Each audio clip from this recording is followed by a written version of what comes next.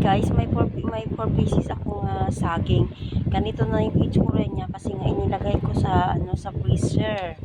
So sayang kasi masira yung saging. Kaya pag hindi ko nilagay sa freezer, masasayang at matatapon. Kaya ginagawa ko, nilalagay ko sa freezer. Kasi nga mahilig ako gumawa ng banana bread. Gagawaan ako ng banana bread cake kahit hindi kompleto ang ingredients ko. Ito guys, yung banana, 4 na pirasong banana, ginmash ko na siya. Tapos, lagyan ko siya ng 2 eggs. Ang ingredients ko, at baking powder, fresh milk, yan, asukal, at ito yung aking toppings o panghalo dito sa aking banana bread cake ay itong chocolate na ordinary. Yan. Tapos all-purpose po yung ginamit ko, all-purpose flour. Yan, tansa-tansa lang guys, at saka yung oil.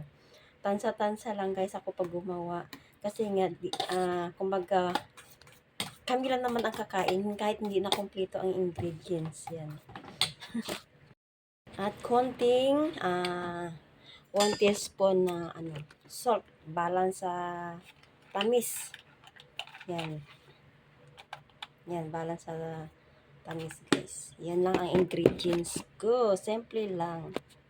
Ito nilagay ko na yung 2 eggs ko, salt, at saka oil. Tansa-tansa lang ako guys pag gumawa ako ng banana bread cake. Pang breakfast namin, pang umaga kami tatlo, amo ko. Nasasarapan din sa pagluto ko ng banana bread cake. Yan. Kasi ang amo ko mahilig din sa sa pagnguya-nguya ng tawag dito. Ayan. Yan, tansa-tansa lang ako guys gumawa ng ng banana bread cake kasi kami lang naman nakakain at wala nang iba pa. Yan. At itong asukal ko, brown sugar ilalagay ko kasi ito lang yung meron kami. Tansa-tansa lang din ako pag maglagay. Yung tamang tamis lang, ayoko yung sobrang matamis. Hindi na kasi ako mahilig sa sa matamis. Kahit sa soft drinks, hindi ako guys mahilig. Yan, tansa-tansa ko lang guys. Kasi itong saging na to, din to sobrang tamis din to siya na saging. Yan, kahit hindi kompleto ang ingredients, okay lang yan sa akin. Hindi ko na kailangan kompletuhin. Kasi kami lang naman ang kakain dito. Hindi naman ito pang tinda. Diba? Sayang kasi yung saging, masira lang ba? Kaya pag alam ko na marami kaming saging, nilalagay ko po siya sa freezer. Kaysa naman sa masira siya at matatapon. Ayoko nang ganun. Ay nilalagay ko, pag ayaw na namin kumain ng saging, nilalagay ko po yan sa freezer. Tapos, pag gusto ko magluto ng banana bread cake, so, meron akong saging. Ganyan. So, meron pa ako natira na 4 na piraso pa. Next time na naman. Nakaraan nagluto na ako.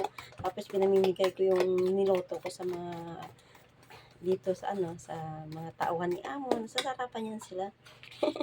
Kung nagluto ako, nasi-share ko din yan. Yan. Tansa-tansa lang ako guys mga na magluto. Tansa-tansa lang. Kahit sa flour, tansa-tansa din ako yan maglagay. Ito na guys, yung ko, yan. Lagyan ko na siya ng chocolate dyan. Ayan o. Tapos iyan ng iba, mamaya itatoppings ko yan. Dito ko siya ilalagay sa plastic cup. Yan. Guys, 11 pieces lang po ang nagkasya dito sa aking cup na nilagay. Kalahati lang. Guys, inilagay ko na. Ayan na guys, malapit na siya maluto. Ayan, bumubuka na.